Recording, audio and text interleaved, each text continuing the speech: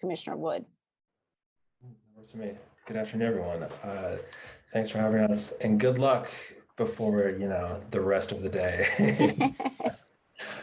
So I just have a couple of kind of segmentations of comments, some that are general and some of the more specific. So to introduce myself, I'm Peter Wood. I'm a Ward 1 resident. I was on Ward 1's Redistricting Task Force, and I'm a commissioner in ANC 1C, which is Adams Morgan. But I want to testify today simply as the DC resident. So as a part of the task force, I did observe some things that I really liked. It's really hard to get people involved in local matters. The people that are involved are often really passionate, but and at least from my perspective, most people in DC don't really know what an ANC is, or if they do, they don't really have that much depth of kind of interaction with the functions.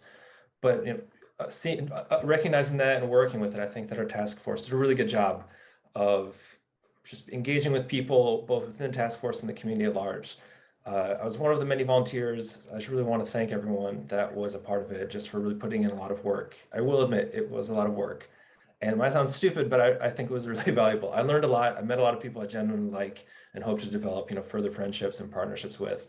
And I think that we came up with overall what's a pretty good map, and also more importantly, sets of discussion points for how this map was shaped, which are important for understanding our ward and city right now, but also hopefully 10 years from now, people can reflect on our work and our very well produced document at the end of it to be able to understand how this process can be done effectively, efficiently, equitably, etc.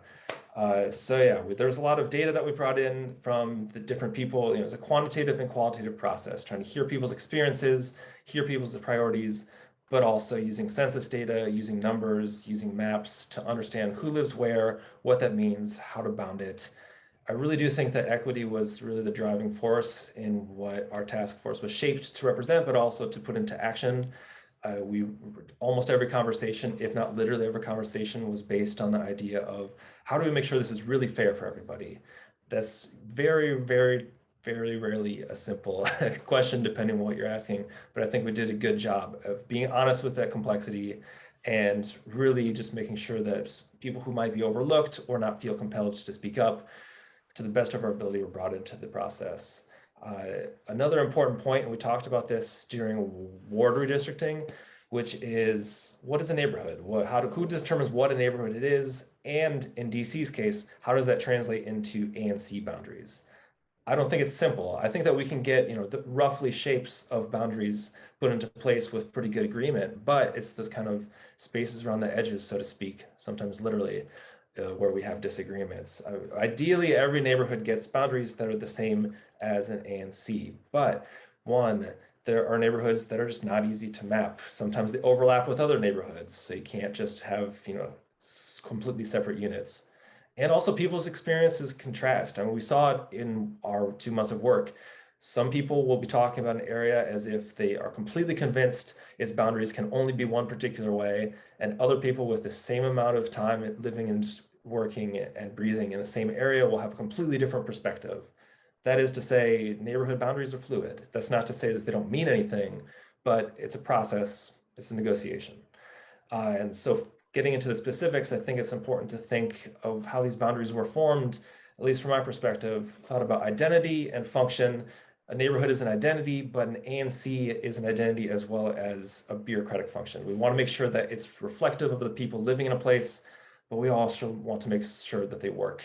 I think anyone that's been involved with ANCs knows just having people together to accomplish tasks is not sufficient. It needs to be a well-run process. So our report does a really good job of getting to details, a few highlights. I think that a 5th ANC is warranted. We have the justifications on paper. I think 6 was too many, but 5 seems to make sense just based on population growth, where that population growth is occurring, and just the neighborhood identities associated with that growth. It makes sense to me. Related to that, I feel that Sherman Avenue is a pretty good boundary for dividing what would be a hypothetical ANC 1E with its boundaries or its neighboring ANC to the west. 16th Street was an issue that was discussed quite a bit related to fluidity. I think boundaries are not always rock solid. I think that 16th Street does have some kind of porous areas. That's a kind of fighting words. People disagree with that. And also, I don't know if all of 16th Street functions in the same way. Two main points that are worth looking into further, and I can't get into in 30 seconds. The Mount Pleasant extension east across 16th and Greater U Street moving west into Adams Morgan. I don't see them as exactly the same kind of movement. I do understand how they might be compatible in some ways. It's another conversation. I think it's important to acknowledge that it exists. And Ledroit being kind of kept along with the Greater U Street, I think it was an important move as well. That's something that we discussed quite a bit. No time to discuss SMDs. I spent a lot of work on that as well, but that's the kind of the greater picture. And thank you so much for bearing with me.